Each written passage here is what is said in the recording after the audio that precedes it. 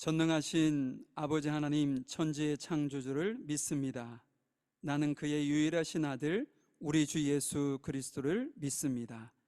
그는 성령으로 잉태되어 동정녀 마리아에게서 나시고 본디어 빌라도에게 고난을 받아 십자가에 못 박혀 죽으시고 장사된 지 사흘 만에 죽은 자 가운데서 다시 살아나셨으며 하늘에 오르시어 전능하신 아버지 하나님 우편에 앉아 계시다가 거기로부터 살아있는 자와 죽은 자를 심판하러 오십니다. 나는 성령을 믿으며 거룩한 공교회와 성도의 교제와 죄를 용서받는 것과 몸의 부활과 영생을 믿습니다. 아멘.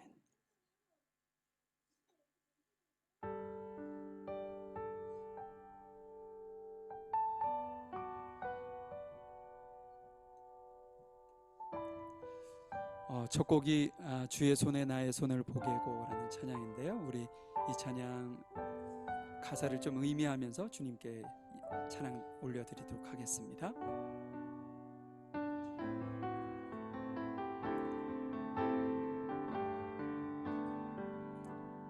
주 보여 날 정결케 하고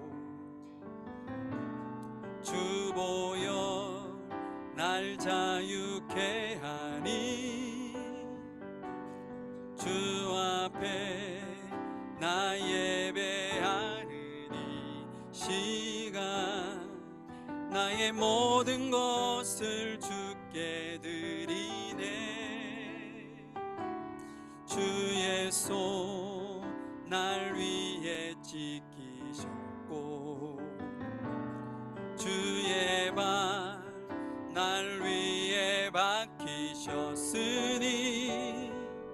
이제는 내가 사는 것이 아니요 오직 주를 위해 사는 것이라. 주의 손에 나의 손을 포개고 또 주의 발에 나의 발을 포개요. 나 주와 함께 죽고 또 주와 함께 살리라. 영원토록 주 위에 살리라. 주의 손에 나의 손을 포개고 또 주의 발에 나의 발을 포개요. 나 주와 함께 죽고 또 주와 함께 살리라. 영원토록 주 위에 살리라. 주 위에 살리라. 한 번 더 찬양합니다. 주 보여 날 정결케 하고 주 보여 날 자유케 하니 주 앞에 나 예배하느니 시간 나의 모든 것을 주께 드리네. 주의 손 날 위에 지키셨고 주의 발 날 위에 박히셨으니 이제는 내가 사는 것이 아니요 오직 주를 위해 사는 것이라. 주의 손에 나의 손을 포개고 또 주의 발에 나의 발을 포개요. 나 주와 함께 죽고 또 주와 함께 살리라. 영원토록 주 위에 살리라. 주의 손에 나의 손을 포개고 또 주의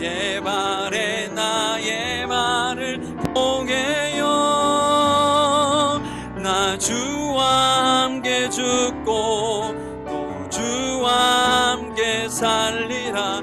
영원토록 주 위에 살리. 한 번 더 합니다. 주의 손에, 주의 손에 나의 손을 포개고, 또 주의 발에 나의 발을 포개요. 나 주와 함께 죽고 또 주와 함께 살리라. 영원토록 주 위에 살리라. 주 위에 살리라.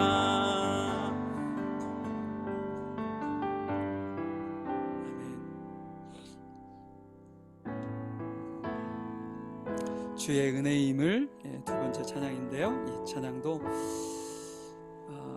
우리가 세상 가운데 우리의 소망을 두지 않고 주님 앞에 우리의 소망을 두고 주님의 사랑을, 어떤 긍휼을 입은 우리 모두가 주 안에서 늘 승리하는 그런 어떤 삶을 기대하시면서 이 찬양을 좀 올려드렸으면 좋겠습니다.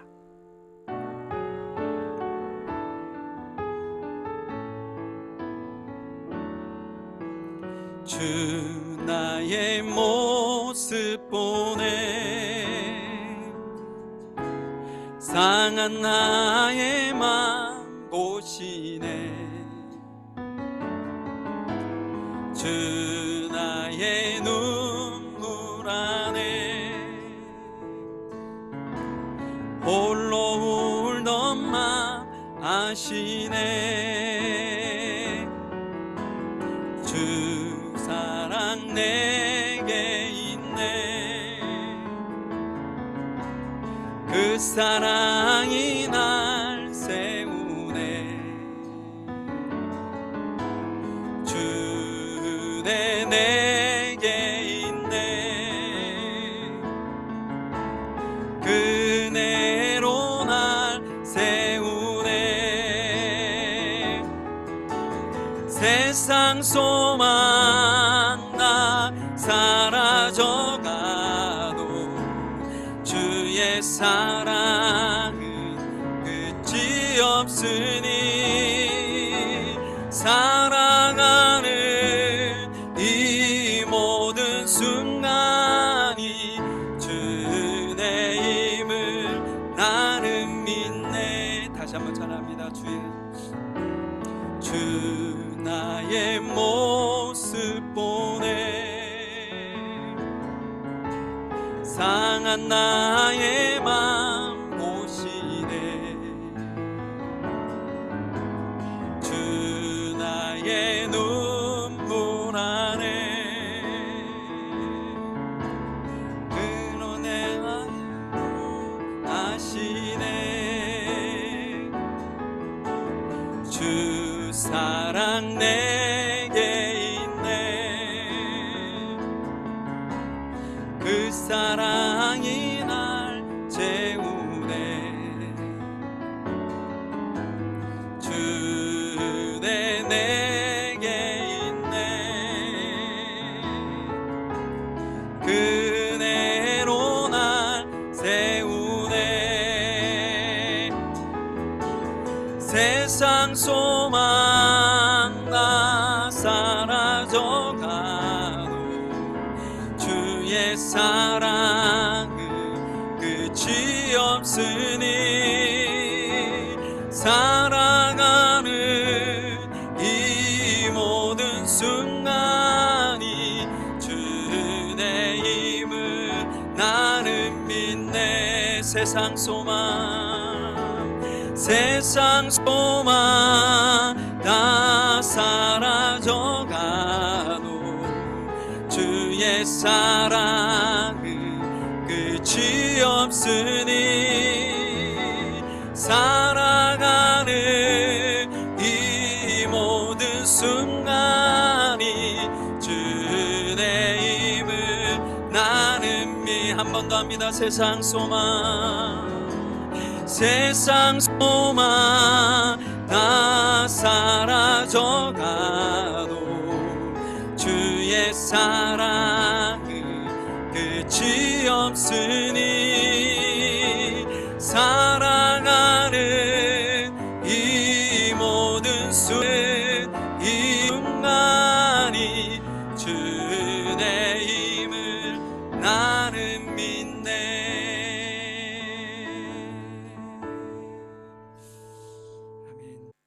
우리의 친아버지가 되셔서 저희가 마음껏 아바 아버지라 부를 수 있도록 만세전에 이미 택하여 주심을 감사 찬양드립니다. 저희들이 살아가는 동안 자녀 삼아 주신 그 은혜를 잊지 않고 주님의 자녀로서의 의무와 책임을 다하게 하여 주옵소서. 또한 저희들이 말씀 안에서 온전히 성장해 갈 수 있도록 말씀으로 꼴을 먹이시는 목자 되신 오강영 목사님에게 크신 능력과 사랑 부어 주옵소서. 예배를 준비한 보이지 않는 손길이 있습니다. 축복하여 주옵소서. 이 모든 말씀 예수님의 이름으로 기도합니다.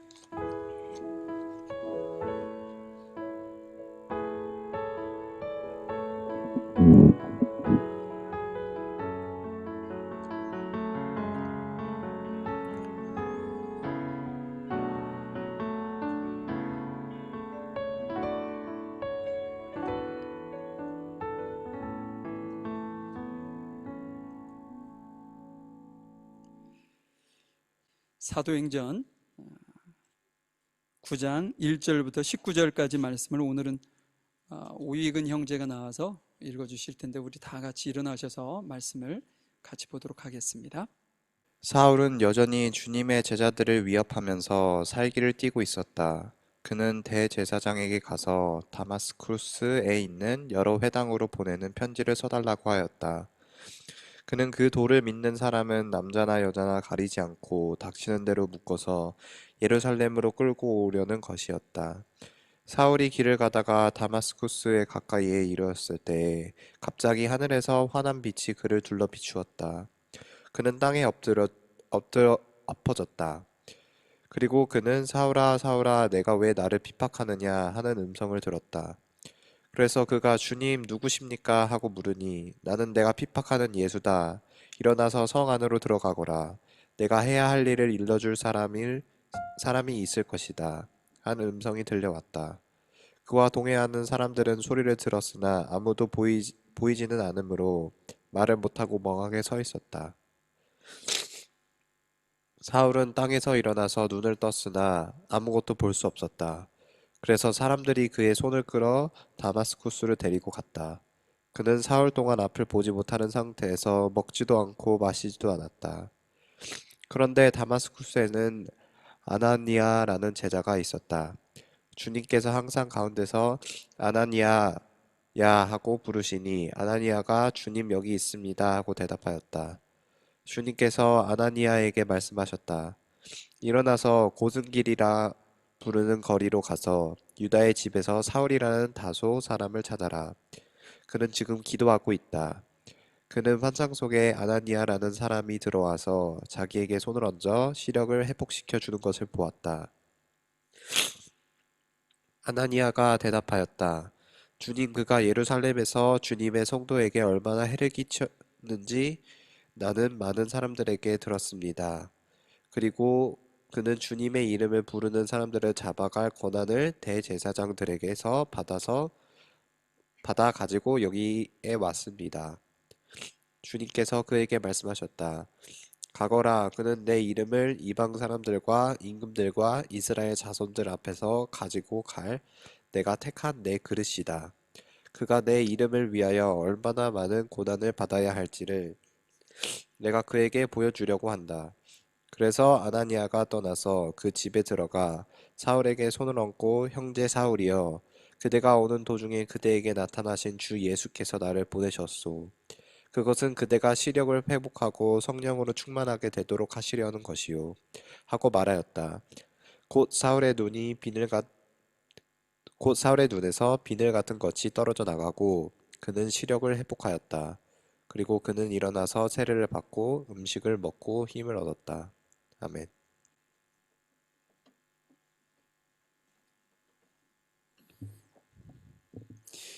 예, 잠시 3편 영상 시청하도록 하겠습니다.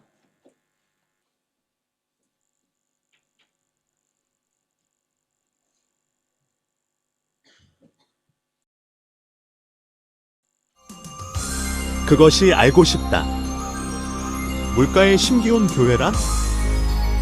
더 충격 발언을 듣게 되었는데요. 저는 그 이름 그대로인 것 같은데요. 그냥 그 느낌을 어떻게 말로 설명할 수는 없는데, 진짜, 물가에 딱 숨겨져 있는 그냥 나무 같은 교회예요. 가족 같은 그런 느낌. 그리고 애들도 너무 교회가 가족 같다는 믿기 힘든 의견을 듣자 제작진은 담임 목사 오모 씨 부부께 여쭤봤습니다. 가정이란 사랑과 헌신이 있는 공동체, 그렇기 때문에 교회가 더더군다나 가족 공동체가 돼야 된다고 생각해요. 나에게 가정이란?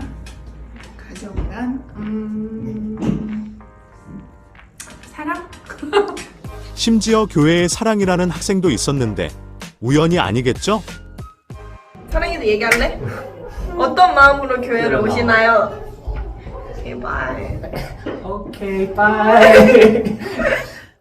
교우 중 한 분은 교회 밖에서도 신앙생활을 한다는 기적적인 말씀을 하시더군요. 창세기 3장 9절에 보면은 네가 어디 있느냐 이렇게 물어봤단 말이야. 하나님이. 네가 어디 있느냐? where 영적으로든지 세상적으로 어디 있느냐? 내가 서는 중심 역할을 하는 거지. 내가 가게에서 일을 하든지 산책을 하든지 운동을 하든지 사람을 만나든지 네 마음 중심을 어디다 두고 지금 하고 있느냐? 그게 이제 예수님을 중심으로 해야지만이 바로 설 수가 있는 거예요. 제일 충격적인 것은 그 다음 주에 찾아갔을 때 아이들의 즐겁고 적극적인 태도였습니다. 그게 뭐야? 사랑이 보여줘봐. 이게 뭐야? 손에 뭐 있어? 보여줘봐, 보여줘봐. 보여줘봐. 우와. 아빠. 뭘. 아니 달이야 달. 쌈은 뭐 마시고 있어? 맛있어? 달이야 달. 달이야.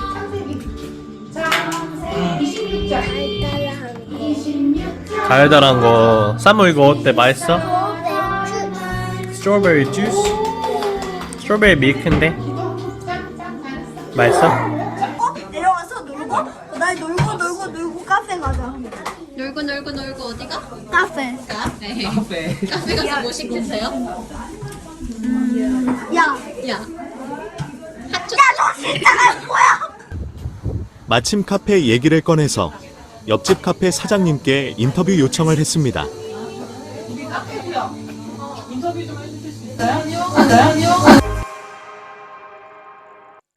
하나님 감사합니다. 우리 물가의 심기운 교회에 허락하신 귀한 저희들의 자녀들, 하나님의 귀한 사랑하는 이들을 위해 이 시간 마음을 같이 하고 뜻을 같이 함께 기도합니다. 저희들을 축복해 주시고 우리 자녀들이 살아가는 그 세상이 참 힘들고 어려운 시대를 살아갈 텐데 자루나 우러나 치우치거나 넘어지거나 실망하거나 좌절하지 아니하고 소망을 주께 두고 늘 승리하는 귀한 자녀들로 성장할 수 있도록 인도해 주옵소서. 늘 주님께서 지혜와 지식과 총명과 명철의 신을 부어주셔서 학문을 하는데도 부족함이 없게 하시고 세상 가운데 꼭 필요한 인재들로 주님께서 삼아주시고 세워주시기를 간절히 원합니다. 그 일을 위해 세운 교사들에게 은혜를 베푸시고 우리 주일학교가 더욱더 아름다운 공동체를 이루어갈 수 있도록 저들의 수고와 땀이 헛되지 아니하도록 은혜를 베풀어 주시기를 소망합니다. 모든 것 주님께 감사드리며 사랑 많으신 예수님의 이름으로 기도하였습니다. 아멘. 오늘 말씀의 제목을 제가 만나야 바뀝니다 라고 이렇게 잡아봤는데요. 누구를 만나야 뭐가 바뀌는지 여러분들 그냥 이렇게 생각이 드시죠? 우리가 예수님을 만나야 우리의 삶이 바뀐다, 이 얘기를 좀 하려고 합니다. 사도행전 9장 오늘 본문은 신약 성경에서 이것만큼 드라마틱하게 예수님을 만나서 어떤 그 거듭남을 경험하고 하나님을 위해서 이렇게 삶이 180도 완전히 바뀌는 그런 장면 흔치 않을 겁니다. 아주 대표적인 본문인데 이 본문을 통해서 예수님을 만나야 삶이 변할 수 있다라는 사실을 여러분들 다 알고 계시지만 내 삶에 한 번 더 이렇게 비춰보고 내가 어떻게 해야 하나님 앞에 더 바뀐 삶으로 드려질 수 있을까? 한번 좀 생각해보고 고민하는 시간이 되었으면 좋겠습니다. 우리 성경 1절부터 한번 좀 읽어가면서 말씀을 한번 살펴보도록 하죠. 1절 보니까 사울은 여전히 주님의 제자들을 위협하면서 살기를 띠고 있었다. 그는 제사장에게 가서 다마스쿠스에 있는 여러 회당으로 보내는 편지를 써달라고 하였다. 그는 그 돌을 믿는 사람들은 남자나 여자나 가리지 않고 닥치는 대로 묶어서 예루살렘으로 끌고 오려는 것이었다. 여러분, 사울은 왜 예수님의 제자를 핍박했나요? 사울은 왜 예수님의 제자를 핍박했을까? 제가 설교 중에 이렇게 질문을 주고 또 묵상 질문도 여러분들에게 좀 이렇게 주는 이유는 우리가 성경을 읽거나 특히 설교를 들을 때 그냥 이렇게 무의식적으로 듣고 흘리는 경우가 많거든요. 근데 여러분들이 성경을 읽고 그 안에서 뭐 스토리를 이해한다든지 그 스토리 안에서 우리에게 주시는 주님의 어떤 의미를 이렇게 캐내기 위해서는 생각이 필요해요. 조금은 고민을 해야 오늘 본문이 내게 어떤 의미로 다가오는지를 이해할 수 있거든요. 그래서 제가 그것을 조금 돕고자 하는 마음으로 이 설교지만 질문을 여러분한테 이렇게 만들어서 올려드리는 겁니다. 한번 좀 생각해 보시라는 거죠. 읽은 본문 안에서 사울이 왜 예수님의 제자들을 핍박했을까? 라는 거죠. 먼저 그러면 사울이 어떤 사람인지를 조금 이해해야 사울이 왜 이스라엘 그리스도인들 같은 민족인 그리스도인들을 핍박했을까? 라는 것을 조금 더 쉽게 이해하실 수 있는데요. 사울은 어릴 때부터 유대교적 교육을 철저하게 받은 사람입니다. 그래서 율법과 전통, 그 전통 안에는 우리 그 이스라엘 조상들의 입을 통해서 계속 전달해 오졌던 구전도 다 포함되는데 그 구전들이 참 많이 있어요. 그것까지도 아주 엄격하게 지키면서 살아왔었던 바리새인이었습니다. 그는 바리새인뿐 아니라 그는 아무나 스승으로 이렇게 모실 수 없는 당대의 율법의 최고의 권위자였던 가말리엘을 스승으로 모시고 그에게 율법과 또 여러 가지 전통들을 배울 만큼 열정 또한 아주 대단했던 사람이었습니다. 이처럼 유대교를 아주 누구보다도 열정적으로 사랑하는 사울의 눈에 그리스도인들은 매우 위험한 집단으로 보여졌다는 거죠. 왜냐하면 그리스도인들은요, 지금 사울이 자신이 그토록 열정적으로 생각했었던 율법과 전통, 구전 이런 것들을 매우 무시하는 집단이었어요. 그거보다 무엇을 더 중시 여겼냐면 자신들이 죽였던 예수님, 그를 구세주 메시아로 믿기도 하고 그의 가르침을 가지고 사울 입장에서 봤을 때 유대교를 대체할 정도 혹은 그 이상의 어떤 집단으로, 종교 집단으로 이렇게 가기에 충분한 그런 모습으로 비춰졌던 거예요. 그러니까 위협으로 느꼈던 거죠. 그래서 그가 선택했던 방법은 뭐냐? 예수님의 제자들과 그를 추동하는 추종 세력들, 그리스도인이겠죠? 그들을 예수님을 전하지 못하도록 핍박하고 믿지 못하게 하려고, 너 믿으면 이런 고통을 받아, 그러니까는 예수님 믿는 것을 포기해 라고 하려고 그들을 심히 이렇게 핍박하고 고난을 줬던 것이죠. 여러분, 사울 입장에서 보면 실은 그리스도인들을 핍박했던 이유가 자신들의 어떤 유대교, 그걸 지키기 위한 어떤 몸부림이 아니었을까 싶습니다. 사울은 군인도 아니고요. 지금으로 말하는 경찰도 아닙니다. 그런데 그는 다메섹이라고 그 개역 개정에는 있지만 오늘 본문에는 다마스커스라고 되어 있죠. 거기까지 하루 이틀 거리가 아니거든요. 최소 몇 달에 걸려야 다녀올 수 있는 그 먼 거리를 아무런 대가 없이 오로지 유대교를 지키고자 하는 그 열정을 가지고 그리스도인들을 잡으러 거기까지 갈 정도로 대단했던 사람입니다.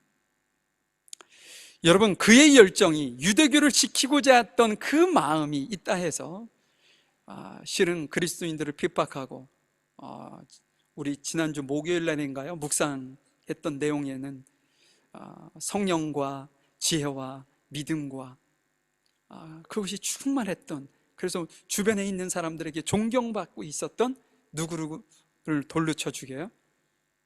스데반을 돌로 쳐 죽이는 일이 벌어져요. 그런 모든 것들이 면죄부가 될 수는 없습니다. 그렇죠? 자신들의 어떤 종교, 유대교를 지키기 위해서 누군가의 희생을 강요할 수는 없었던 거죠. 열정은 좋은 것이지만 열정 없는 사람만큼 몸이 건조한 사람이 어디 있겠어요? 그래서 열정 있는 사람을 보면 막 이렇게 도전이 되기도 하고 힘을 얻는 그런 모습이 보이잖아요. 그래서 열정은 참 좋은 것이지만 그 열정을 어디에 어떻게 사용하느냐에 따라서 열매가 달라집니다. 지금 사울의 그 열정은요, 누군가의 희생을 강요했어요. 누군가의 고난을 줬고, 어떤 한 가정에는 졸지에 남편을 잃고 아빠를 잃고 자기 자녀를 잃는 일이 벌어졌던 거죠. 그 열정이 누군가에게는 그렇게 아픔을 줬다는 거예요. 자, 그러면 한번 제가 질문 하나 더 드려보죠. 우리의 열정이, 사울의 열정처럼 우리의 열정이 생명을 살리는 열정이 되려면 우리는 무엇을 해야 할까라는 거예요. 지금 사울은 자신의 유대교를 지키기 위해서 열정을 다했습니다. 그렇죠? 힘을 다해서 그것을 지키기 위해서 본인이 생각한 방법대로 했어요. 그렇죠? 그러면 우리도 그리스도를 믿는 우리는 하나님께서 우리에게 어떤 열정을 요구하고 계시냐는 거죠. 자, 마태복음 22장 37절부터 보면 우리 잘 알고 있는 말씀인데 우리 함께 좀 읽어볼까요? 37절부터 시작. 예수께서 그들에게 말씀하셨다. 내 마음을 다하고 내 목숨을 다하고 내 뜻을 다하여 주 너희의 하나님을 사랑하여라 하셨으니 이것이 가장 중요하고 으뜸 가는 계명이다. 둘째 계명도 이것과 같은데 내 이웃을 내 몸과 같이 사랑하라 한 것이다. 이 두 계명에 온 율법과 예언서의 본뜻이 달려있다. 예수님께서 우리에게 요구하시는 열정은 뭐냐? 생명을 살릴 수 있는 열정이 무엇이라고 우리에게 권면하고 계시느냐? 하나님을 사랑하고 이웃을 사랑하라는 거예요. 이 사랑에 열정을 쏟으라고 우리에게 말씀하시는 거죠. 그 이유는요, 오늘 40절에도 그 말씀이 언급되어 있는데 온 율법과 예언서의 본뜻이 달려있다. 핵심 중에 핵심이 사랑이라고 얘기하고 있는 거예요. 하나님을 사랑하고 이웃을 사랑하는 것이 너희들이 그렇게 원했던 유대교 집단들이 그렇게 소중하게 생각했었던 그 율법의 핵심 중에 핵심, 그것만 지키면 율법을 다 이룬 것이다 라고 할 만큼 대단한 것이다 라고 얘기를 하고 있는 거죠. 우리가 하나님의 자녀고 하나님의 백성으로 생명을 얻은 존재로 살아갈 수 있는 이유 또한 하나님께서 우리를 사랑하신 그 열정 때문인 거죠. 만약에 하나님께서 우리를 사랑하시는 그 열정이 없었다면 독생하신 예수님을 십자가에 내어주지 못하셨을 겁니다. 그런데 이 하나님께서 원하시는 열정과 사울이 가졌던 그 열정이 근본적으로 달라요. 사울은 누구를 위한 열정이었는가? 자신을 위한 열정이었어요. 자신이 기뻐하고 자신이 만족할 일을 위해서 한 거예요. 그렇기 때문에 누군가의 아픔과 희생을 그냥 아무렇지 않게 생각했었던 거죠. 스데반이 죽을 때 사울이 그 앞에 있었어요. 그러나 사울은 슬퍼하는 기색 하나 없이 너무 지극히 당연한 것으로 생각했다는 거죠. 여러분, 그러나 하나님께서 우리에게 원하시는 열정은요, 나의 기쁨이 아닙니다. 누구의 기쁨이냐면 하나님을 기쁘시게 하는 열정이었다는 거죠. 그것이 나를 살리고 이웃을 살리는 방법이기 때문에 그렇습니다. 그러니까 우리 한국의 이제 조선 땅이었죠. 그 당시에 조선 땅에 처음으로 복음을 들고 들어왔던 선교사가 토마스 선교사입니다. 그는 중국에서 먼저 사역을 했었거든요. 그런데 중국에 와서 사역을 하다 보니까 중국을 지나 더 가면 아주 자그마한 조선 땅이라는 나라가 있음을 그가 깨닫게 돼요. 그는 영국 사람이었습니다. 조선과는 아주 아무런 관계없는 지구 반대편에 살고 있는 그 토마스 선교사가 1866년에 조선 땅을 밟게 됩니다. 근데 조선 땅을 밟자마자 그는 복음을 전해보지도 못하고 붙잡혀서 죽게 돼요. 근데 그 토마스 선교사가 죽기 전에 자기가 가지고 있었던 그 성경책을 자신을 죽이는 그 사람에게 전달하고 죽습니다. 그 관원은 실은 기독교에 대해서 아주 부정적인 생각을 가지고 있었다고 그래요.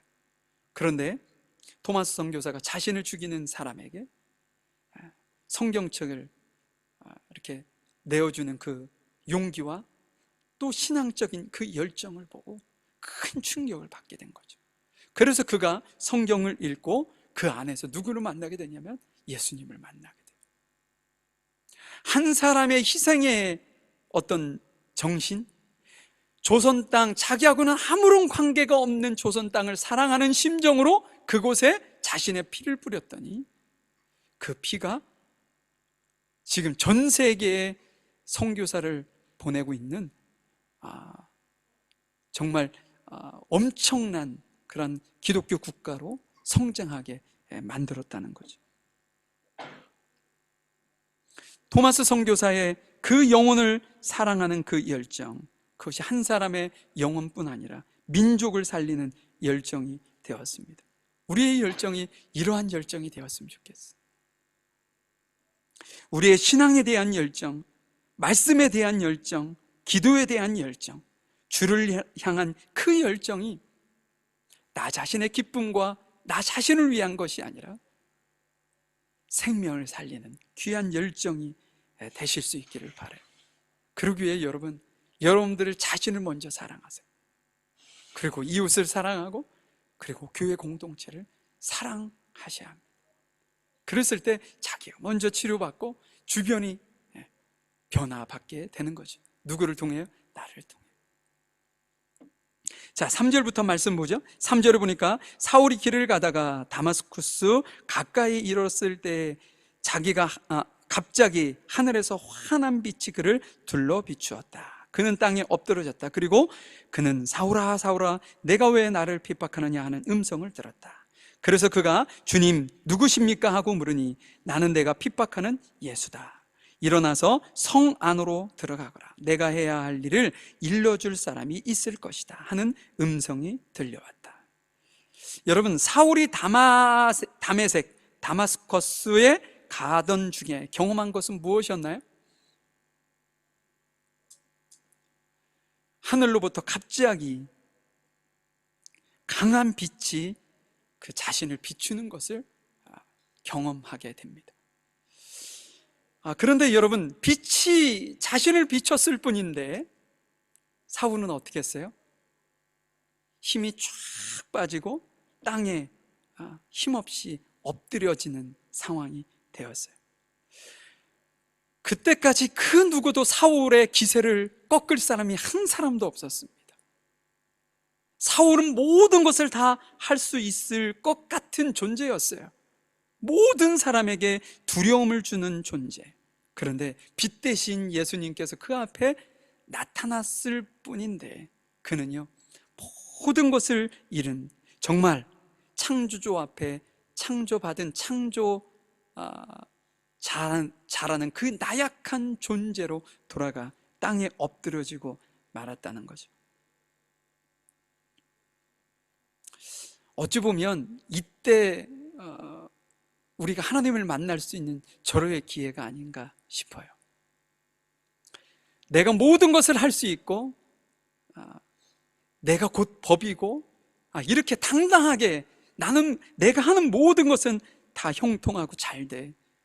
그때는요 주님을 생각할 겨를이 없어요. 왜요? 자기에게 집착되어 있기 때문이죠. 근데 지금까지 사울이 그렇게 살아왔다는 거예요.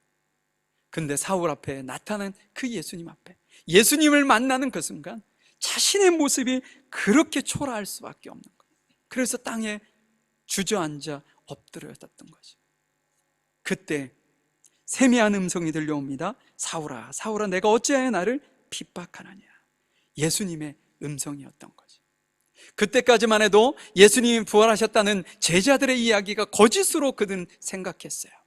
그런데 자신이 죽였던, 유대인이 죽였던 그 예수님이 부활했다는 사실이 자신 눈앞에서 지금 증명되어지는 순간이었던 거죠. 예수님께서, 부활하셨던 예수님께서 지금 사울을 찾아오셨던 겁니다. 여러분, 이 경험은 사울의 어떤 환상으로 끝나는 경험이 아니었습니다. 사울이 지금 예수님을 직접 대면하여 만나는 시간이었던 거죠. 사울이 예수님을 대면하는 순간 큰 변화가 있었어요. 어떤 변화가 있었어요? 지금까지 잘 보고 자신이 목표한 곳으로 가려기 위해서 앞이 잘 보였던 그 눈이, 육신의 눈이 가려져서 앞을 보지 못하게 되었습니다. 근데요, 그에게는 더 유익한 일이 벌어졌어요. 지금까지는 굳게 닫혔던 마음의 눈, 완악하고 강팍했던 그 마음이 예수님을 만나는 그 순간 눈은 가려워졌지만 마음의 눈이 열리기 시작했어요. 그래서 예수님께서 그에게 지시하는 그 모든 내용에 대해서 반박하거나 그것이 아니라고 이렇게 자신을 드러내지 아니하고 어떻게 해요? 예수님을 마음 안으로 받아들입니다. 이것이 예수님을 요한복음 1장 12절에 말씀하신 것처럼 예수님을 영접한 상태가 되는 거죠. 제가 조금 전에 또 말씀드렸지만 사울은 예수님의 빛 대신 예수님 앞에 어떻게 됐다고요? 초라한 자신의 모습을 발견하게 되었어요. 나는 참 연약한 존재구나 라는 것을 발견했을 때, 그때가 곧 예수님을 만날 때, 예수님을 내 안에 영접할 수 있는 때라는 거죠. 여러분, 우리가 만약에 다 가지고 있다 해도 여러분 그것을 의지하지 마시고 주님을 의지하실 수 있기를 바라요. 그래야 그 주님의 인도하심을 받을 수 있습니다. 우리가 삶을 살다 보면 참 우리가 원하는 대로 되지 않을 때가 참 많이 있죠. 실은 지금 사울에게 그 일이 벌어진 거죠. 자신이 계획했던 것은 다메섹에 가서 그리스도인들을 붙잡아서, 한 명이라도 더 붙잡아서 예루살렘으로 들어와 대제사장에게 그들을 바치면서 인정받고 내가 하나님에 대한 그 열정으로 인해 칭송받는 것이 사울의 목적이지 않았나요? 그런데 그가 뜻한 대로 되지 않았어요. 가기도 전에, 그들을 만나기도 전에 자신의 초라한 연약한 모습을 직면하게 되었던 거죠. 자기가 지금까지 자신 있게 자기가 그렇게 열정적으로 했던 그 모든 것들이 허사, 하나님 앞에는 정말 도리어 죄였던, 하나님께서 하시던 일들을 방해하는 조건이었구나라는 것을 그제서야 그가 깨닫게 되었다는 겁니다. 자신의 초라함이 아무리 내가 계획하고 내가 바라고 원하는 것들이 잘 안 될 때, 잘 되는 것이 맞는데 그것이 자꾸만 안 될 때, 여러분 그때 주님을 좀 생각하셔야 돼요. 우리가 하는 사업이나 집안 가정일이나 건강이나 학업이나 모든 것을 다 통틀어서 왜 이상하게 나는 열심히 하고 있는데, 나는 노력하고 있는데, 나는 잘 관리하고 있는데 그것이 자꾸만 안 돼. 할 때마다 안 돼. 그때 여러분 주님 앞에 무릎을 꿇으셔야 돼요. 지금 사울이 안 되는 그 순간 누구에게 무릎을 꿇었냐면 주님께 무릎을 꿇은 겁니다. 그리고 주님을 자신 안에, 지금까지 가졌던 그 모든 것을 다 버리고 예수님을 자신 안에 받아들이기 시작한 거예요. 그때부터 사울에게는 변화가 시작되기 시작했다는 겁니다. 자, 17절부터 볼까요? 중간을 제가 스킵했는데요. 17절부터 보면 그래서 아나니아가 떠나서 그 집에 들어가 사울에게 손을 얹고 형제 사울이여, 그대가 오는 중에 그대에게 나타나신 주 예수께서 나를 보내셨어. 그것은 그대가 시력을 회복하고 성령으로 충만하게 되도록 하시려는 것이요 하고 말하였다. 곧 사울의 눈에서 비늘 같은 것이 떨어져 나가고 그는 시력이 회복하였다. 그리고 그는 일어나서 세례를 받고 음식을 먹고 힘을 얻었다. 사울은 며칠 동안 다마스쿠스에 있는 제자들과 함께 지냈다. 아나니아라는 사람이 있었습니다. 다메섹에 살고 있었던 제자 중 한 사람인데 그에게 환상 중에 나타나서 사울에게 가서 나의 뜻을 전해라고, 기도해 주라고 지시받았을 때 아나니아는 맨 처음에는 거부감이 느껴졌어요. 그래서 가지 않겠다고. 왜냐하면 그가 예루살렘에서 그리스도인들에게 했던 모든 사실들을 익히 들어 알고 있었기 때문이죠. 지금도 제 대제사장에게 공문서를 위임받아서 이곳에 동일한 일을 하기 위해서 온다는 소식을 너무나도 잘 알고 있었기 때문에 가기를 두려워했었던 거죠. 그런데 하나님께서 그에게 하나님의 계획을 설명해 주십니다. 그 사람을 통해서 이방인이 구원받게 할 거예요. 그 계획을, 하나님의 계획을 깨달은 이후에 아나니아는 자신의 고집을 꺾었어요. 그리고 사울에게 가는 것을 두려워하지 않고 순종합니다. 그리고 오늘 본문에 읽었던 것처럼 그에게 안수했더니 눈에서 비늘 같은 것이 떨어지고 앞을 보게 되었어요. 그런데 저는 이 본문에서 너무 감동적인 표현을 아나니아가 사용하는 것을 봤습니다. 17절에 보니까 형제 사울이요 라고 얘기하고 있어요. 형제 사울이요. 아나니아에게 사울은 어떤 존재였을까요? 자신과 믿음을 같이 하고 있는 그리스도인들을 붙잡아다가 고문을 하고 심지어는 죽이기까지 하는 원수 아니었나요? 근데 아나니아는 사울이 예수님을 영접하고 자신과 동일한 그리스도인이 되었다는 그 사실을 깨닫게 되자 그를 원수로 부르지 않고 뭐라고 불러요? 형제라고 불렀습니다. 형제 사울이요. 이제는 협력 관계가 되었고 사울이 새로운 삶을 시작할 수 있도록 돕는 역할을 해왔어요. 이제 사울 입장에서 보면 더 이상 자신은 핍박하는 핍박자가 될 수 없습니다. 그렇죠? 지금까지는 그리스도인들을 핍박하는 사람이었는데 이제는 핍박자에서 어떤 사람이 되었어요? 고난받는 그리스도인이 된 겁니다. 이제 더 이상 핍박자가 아니라 고난받는 180도의 삶이 완전히 변화되어서 자신이 죽는 그 순간까지 복음을 전하다가 죽은 순교한 바울이었던 거죠. 우리가 하나님을 만나야 하는 이유가 여기에 있습니다. 만나야 바뀝니다. 우리가 만약에 바뀌지 않는다면 그것은 만나지 못했거나 혹은 확신하지 못했던 거죠. 하나님께서 나를 사랑하시고 나의 주인이 되시고 나의 창조주가 되신다는 그 사실을 머리로는 알지만 이 감정이, 이 마음이 그것을 완전히 100% 인정하지 못하는 상황인 거죠.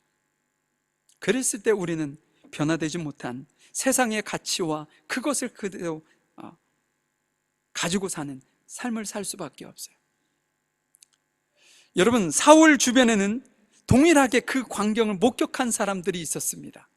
다메섹에 같이 갔었던 동역자들이었죠. 그런데 이 광경 속에서 하나님을 만난 사람은 누구예요? 사울 한 사람밖에 없어요. 다른 사람은 음성은 듣긴 들었습니다. 근데 아무것도 보지 못했어요. 빛도 보지 못했어요. 그들의 삶은 변화되지 못하고 예수님을 만나지 못했기 때문에 사울처럼 삶의 전환점을 경험하지 못했습니다. 우리가 다 하나님 안에, 하나님의 말씀 앞에 우리가 다 놓여 있어요.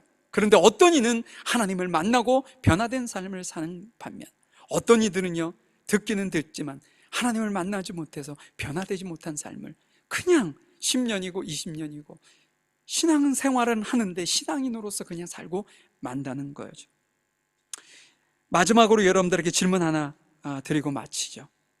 그러면 성경은 우리가 예수님을 만나면 어떤 변화를 경험하게 된다고 말씀할까요? 고린도후서 5장 17절의 말씀을 여러분들에게 좀 소개해 드리죠. 누구든지 그리스도 안에 있으면 새로운 피조물이라. 옛것은 지나갔습니다. 보십시오, 새 것이 되었습니다. 예수님을 만날 때 우리는 새로운 피조물이 된다고 성경은 우리에게 말씀하고 있습니다. 당연히 거듭난 그리스도인들은요, 예수님을 믿기 이전의 삶의 방식과 태도, 그러니까 우리가 예수님 믿기 이전에 가치를 두고 살았던 그 모든 것은 버리고 완전히 새로운 삶의 가치를 가지고 살아가는 새로운 존재다. 새로운 어떤 이렇게 바뀌어진 새로 태어난 존재다라고 성경은 이야기한다는 거죠.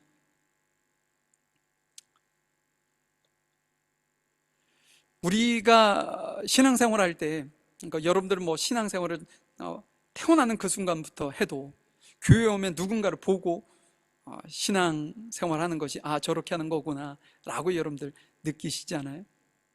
근데 그렇게 하는 경우 안타깝게도 거의 실패가 많아요. 좋은 결과가 있지 못합니다. 그러면 신앙생활을 어떻게 배우나요? 주변에 있는 집사님이나 권사님들이나 장로님들을 통해서 배우는 거 아닙니까? 라고 여러분들이 생각하실 수 있겠지만, 실은 우리 모두는요, 그리스도를 이렇게 영접한 거듭난 신앙인이라고 얘기는 하지만 실은 100% 그것을 다 버리고 지금 오늘 말씀처럼 새로운 피조물로서의 100%의 삶을 살지 못해요. 그걸 살면서도 우리는 곁다리로 그냥 예수님 믿기 이전의 가치와 어떤 의미, 그것을 붙들고 산다는 거죠. 그래서 이게 신앙과 믹서가 된 거예요. 그래서 이상한 괴한 모습이 나타난 거죠. 여러분, 그런 모습을 보고 신앙생활을 하게 되면 결국은 그런 모습이 나타나고 마는 거죠. 그러면 어떻게 해야 되나요? 여러분, 성경을 통해 배우셔야 돼요. 신앙생활은 성경을 통해 하시는 겁니다. 그 이상도 그 이하도 없어요. 훌륭하신 분이 어떻게 신앙생활을 하는 것, 그거 보고서 교훈을 얻을 수는 있지만 우리의 신앙에 어떤 나침판과 같은 역할을 할 수 있는 것은 오로지 하나, 성경밖에 없습니다. 그래서 21세기를 살아가고 있는 우리가 하나님을 오로지 한 방향으로 믿을 수 있었던 것처럼 2000년 전에 예수님을 믿었던 사람들도 동일하게 성경을 통해 하나님을 볼 수 있었기 때문에 순수성을 지킬 수 있는 거예요. 여러분, 누군가의 어떤 모습을 보고 그것을 따라 살려 하지 마십시오. 내가 이렇게 하고 살고 있으니까 이렇게 살아라고 쉽게 권면도 하지 마십시오. 성경을 권하십시오. 여러분, 성경을 통해 여러분들이 어떻게 신앙생활을 해야 할지를 가르칩니다. 성경에서 사랑하라고 하면 사랑하면 되는 거예요. 성경에서 기도하라고 하면 기도하면 되는 거예요. 성경에서 모이기를 힘쓰라고 하면 모임에 힘쓰면 되는 겁니다. 고린도전서나 서신서를 보면 교회에서 하지 말아야 될 것이 너무나도 많이 있습니다. 그것을 읽는 순간 여러분들이 그것을 따라 사시면 돼요. 성경에서 말씀하고 있는 여러 가지, 원수를 미워하지 말고 사랑해라, 이웃을 사랑해라, 오늘 본문에서 주신 것처럼 하나님을 내 마음과 내 뜻과 정성을 다해 주님을 사랑해라, 그대로 사시면 돼요. 그것이 내 삶의 신앙의 어떤 이정표가 되어야지, 어떤 목사님이 어떤 장로님이 이렇게 얘기하셨어, 그것이 기준이 될 수 없습니다. 미국의 기독교 작가가 한 분 있어요. 이스트로벨이라는 사람인데, 그가 불신자였습니다. 무신론자였어요. 그래서 기독교를 굉장히 핍박하던 사람이었어요. 근데 기자였는데 그 사람은 기사를 쓰기 위해서 성경을 읽기 시작했습니다. 왜? 기사에 기독교의 오점을 이렇게 드러내서 반박하기 위해서 성경을 연구하기 시작했어요. 근데 얼마 되지 않아서 그 성경에서 그 기자가 예수님을 만납니다. 반박하기 위해서, 기사를 쓰기 위해서 성경을 읽었는데 얼마 가지 않아 그 성경에서 하나님을 만났어요. 개인적으로 주님을 만나고 영접하게 되었어요. 그래서 이제는 그 사람은 신문이나 이런 곳에 글을 쓰는 기자가 아니라 기독교인들을 위한, 기독교를 믿지 않는 신앙인, 불신자들을 위한 글을 쓰기 시작했어요. 많은 책을 썼는데 그 중에 예수는 역사다라는 것은 한국어로 번역되어 한국에도 출판이 되기도 했습니다. 이 사람은요, 예전에는 가는 곳곳마다 기독교를 비판하고 예수님을 믿는 사람들을 비판했던 사람이에요.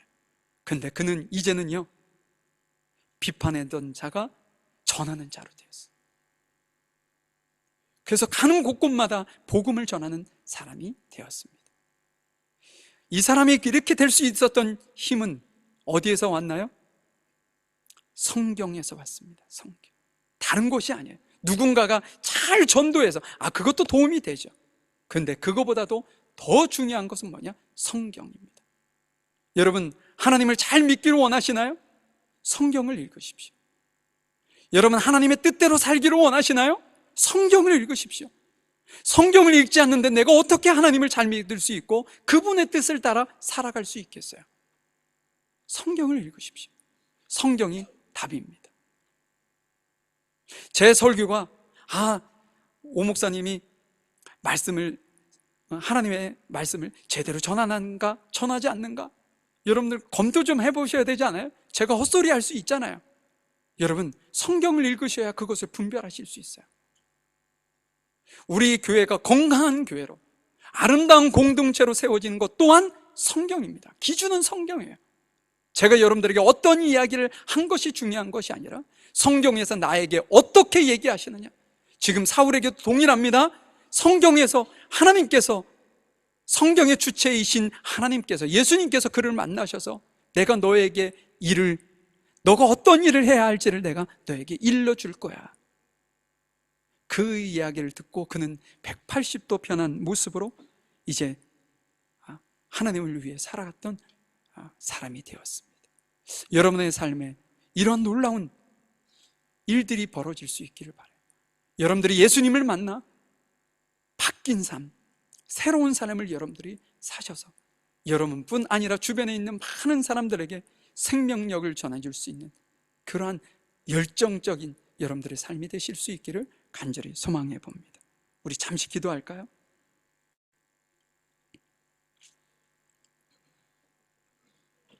사랑과 은혜가 풍성하신 아버지 하나님, 저희들이 하나님을 더욱더 깊이 만날 수 있도록 주님 저희들을 도와주시기를 원합니다. 하나님과의 인격적인 만남을 통해 우리의 삶이 변화되고 새롭게 되는 놀라운 기적을, 스스로 자신의 삶을 보아도 깜짝 놀랄 만큼 그러한 열정적인 삶을 살아갈 수 있도록 도와주시옵소서. 사울이 예수님을 만나기 전에는 핍박자였더니 예수님을 만난 이후에는 핍박받는 그리스도인이 되었던 것처럼 내 삶에 주님 생명을 살리는 열정으로 부어주시고 하나님을 만난 기쁨과 은총 속에 승리자의 삶을 저희들이 살아갈 수 있도록 은혜를 베풀어 주시옵소서. 내 삶을 향한 하나님의 계획을 신뢰하고 순종하는 믿음을 주시옵소서. 내 삶에 부딪히는 많은 어려움들, 닥쳐오는 막막한 모습들, 내가 원하고 있으나 그 원한 대로 되지 못하는 많은 아픔들, 주님, 그때가 주님 앞에 무릎을 꿇고 주님 앞에 나아가야 할 때임을 저희들이 깨달을 수 있도록 도와주옵소서. 우리의 마음이, 강팍했던 마음이 녹아져 주님을 바라볼 수 있는 우리의 모습이 되어질 수 있도록 도와주시고 하나님을 더욱더 깊이 깨닫고 가는, 그래서 복음을 위해 살아갈 수 있는 저희들의 삶이 될 수 있도록 은혜를 베풀어 주시옵소서. 모든 것 주님께 감사드리며 사랑 많으신 예수님의 이름으로 기도하였습니다. 아멘. 우리 278장 새 찬송가 220장 찬양 드리시고요, 주님께 준비한 예물 드리도록 하겠습니다. 1절 3절 찬양합니다.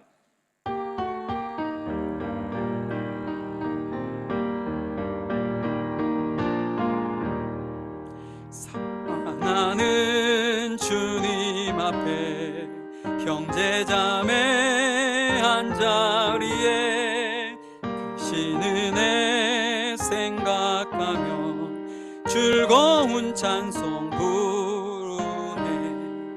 내 주 예수 오늘 받아 모든 사랑 내 몸같이 환난 근심 위로하고 진심 주님하세. 사랑하는 주님 예수, 같은 주로 섬기나니 빛바다 한 몸이룬 형제여 친구들이여, 한 몸같이 친밀하고 마음으로 하나 되어 우리 주님 크신 뜻을 지성 준행하세. 하나님 감사합니다. 주님 앞에 예배하면서 우리의 마음과 생각과 뜻과 정성을 들여 주님 앞에 드린 귀한 예물을 주님께서 이 시간 받으시고, 우리의 온전한 주를 향한 간절한 심정을 주님께서 받으시고 영광 받으시며 우리의 삶이 더욱더 복되게 하시고 하늘의 신령한 복과 땅의 기름진 것으로 흔들어 넘치도록 채워주셔서 아무리 쓰고 써도 남음이 있고 하나님의 나라와 의를 위하여 쓰여질 뿐 아니라 우리 이웃들에게도 선한 영향력을 줄 수 있는 우리 귀한 성도들 될 수 있도록 은혜를 베푸시고, 이 예물이 사용되어지는 곳곳마다 30배, 60배, 100배의 결실이 있게 하시며 생명을 살리는 귀한 곳에 쓰임받을 수 있도록 은혜를 베풀어 주시옵소서. 오늘도 성도들을 사랑하는 심정으로 귀한 식사를 준비한 성도들이 있습니다. 은혜를 베푸시고 그 중심에 아버지 하나님 사랑하고 이웃을 사랑하는 그 심정으로 준비한 그 마음 중심을 보시고 은혜를 베푸시고 그 수고가 헛되지 아니하도록 주님께서 충만한 은혜를 베풀어 주시옵소서. 함께 나누는 우리 모두도 그 음식을 나눌 때마다 동일한 은혜 가운데 주님께 영광 돌릴 수 있도록 은혜를 베풀어 주시옵소서. 지금은 우리 주 예수 그리스도의 크신 은혜와 아버지 하나님의 무한하신 사랑하심과 성령님의 인도하시고 내주하시고 충만하심,